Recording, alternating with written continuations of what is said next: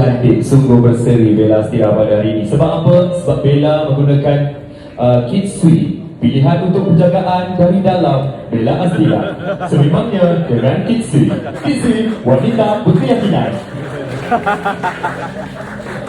Maaf untuk iklan, ingin menjemput wakil daripada pihak perempuan, sudah tentunya ibu kepada YB Said Sadiq, Puan Sharifah Mahani, ikatan pertunangan pada hari ini. Dipersilakan.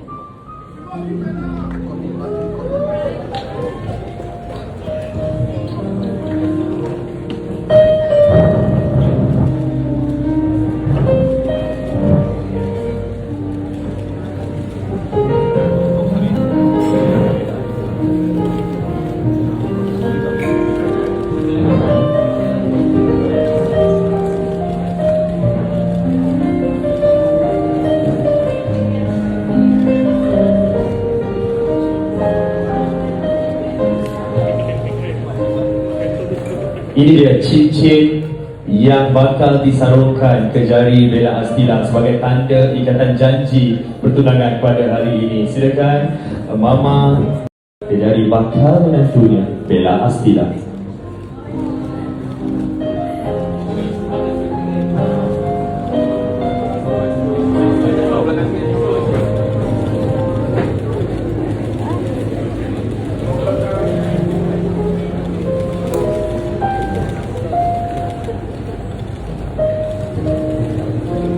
Alhamdulillah, secara rasminya Bella Astira telah diikat menjadi tunangan kepada YB Said Sadiq Bella Said.